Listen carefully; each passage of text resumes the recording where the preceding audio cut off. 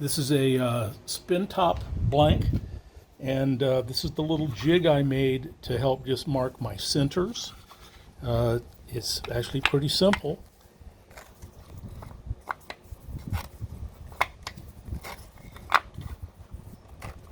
That's one. And you can see it doesn't have to be absolutely square to get the job done. And there, this is now it's now marked, ready, and the centers are ready to rock and roll. Today's subject is spin tops. I have a koa blank that is marked on both ends for center. The lathe is set up to run at about 1100 RPM, and when I do a batch of these, the lathe stays on until I finish. My tools of choice are a Doug Thompson 5/8 inch bowl gouge, which is 5/8 inch steel and a 1/2 inch flute. And I'm going to make my tenon with a Thompson, slightly modified Thompson Dunn tool in a Sorby sizer for my tenon.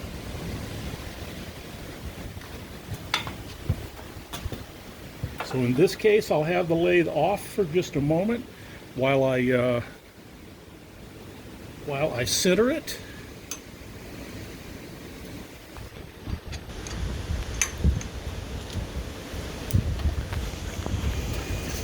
First thing I'm going to do is round it out. It would help if I took the brake off.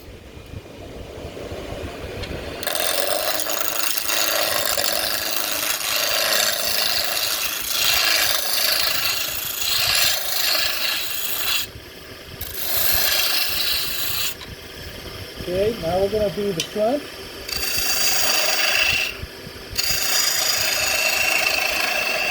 Leave enough room so that it can go past that point.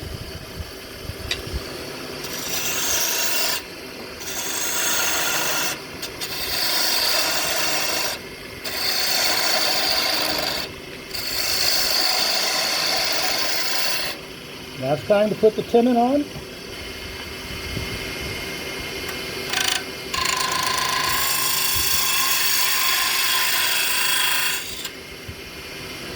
And that top is roughed out.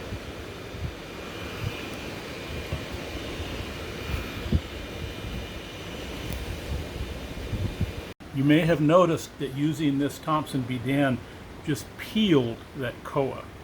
For many, many years, I had been using a 1940s Craftsman V-parting tool of carbon steel that belonged to my grandfather. Night and day. I am so sorry I didn't talk to Doug sooner about getting one of these. I have a roughed out spin top that's ready to finish, so you can see that of how it's mounted between centers before. I have an old chuck here that's not even available anymore that I size tenons for. All you need is just something that can hold the piece of wood in to turn. This is an old Sorby collet chuck, not even available anymore. Okay, it's ready to rock and roll. I'm at about 1100 RPMs. My tools are going to be a 3/8 inch detail gouge, 3/8 steel, 1/4 inch flute from Doug Thompson. And you will actually get to see me use an old Sorby skew to part off the stem. And we will do some chatter work. And this is the chatter tool. I can't remember the manufacturer, but I got it from Craft Supplies many years ago. And we're ready to rock and roll.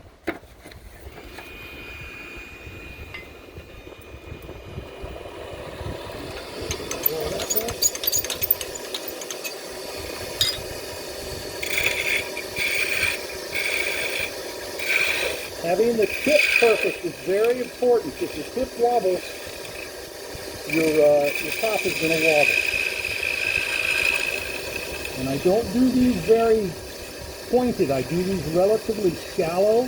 The more shallow they are, okay, that wobbles quite a bit. I'll see if it'll clean up. Here, let's see if the sandpaper will clean that up. I only use 320.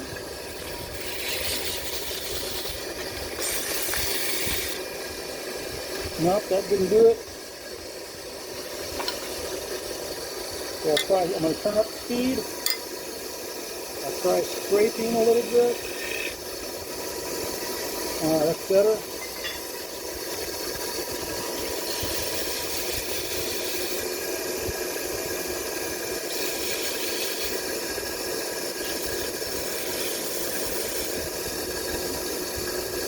Still wobbles a little tiny bit, but we're going to go for it. We're going to find out. So I've got the speed turned up. I'm going to raise this up a little bit. And the chatter tool is kind of held down.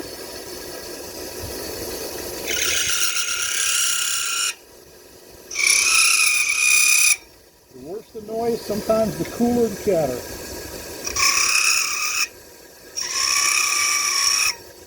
Okay, I'm trying it back down to 1100 RPM to finish it.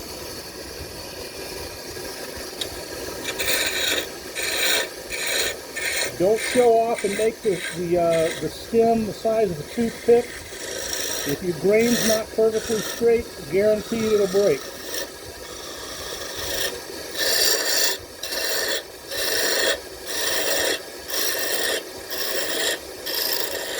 And work back in increments. Don't try to make it spin all at once. It'll just wobble on you.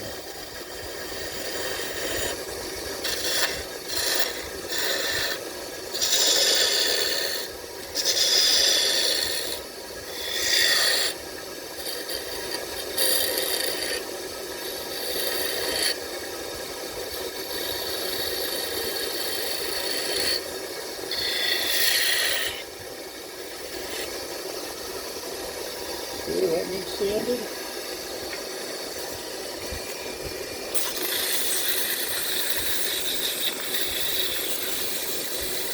I just have this piece of 320 on a little foam pad, and this is Indasa White Rhino.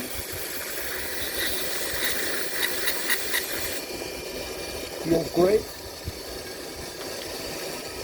Now, the only time you're ever going to see me use a skew.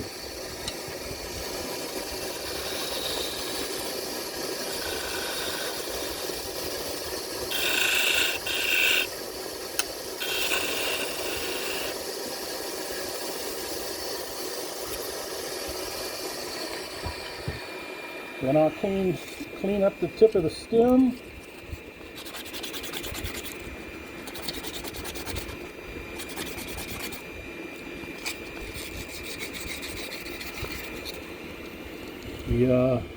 Oh my, I chipped out a piece of the top. So already this is going to be a second. But let's go find out in the chat. It's unfortunate because the chatter work is fabulous. Let's go see if it's a good spinner, and I may try to repair it. How it spins? Okay, let's see how it spins. I did a good one or I didn't. Let's find out. That's not too shabby. It's not perfect. Let's see about this one I did a little bit ago. Oh, that didn't want to stay on the paper. Okay, that's a little worse. And actually, I kind of wobbled it, but that's wonderful. These two are great. The tip, actually wobbled a little bit, and you can see that it's moving like this, but that's perfectly acceptable. I've got some spin tops that are finished, and they're ready to dip in my polyurethane mix. I'll kind of dump them out of this box and then hand pick them up, put them on the rack. They'll sit for 10 minutes, and then I'll dry them and put them in the kiln. They're liable to bleed a little bit of polyurethane, so I'll keep an eye on them for the next hour.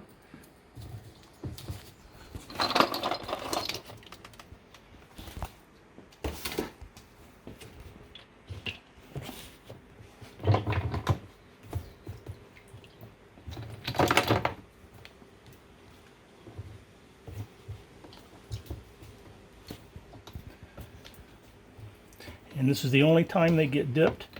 Tomorrow they will get buffed and waxed.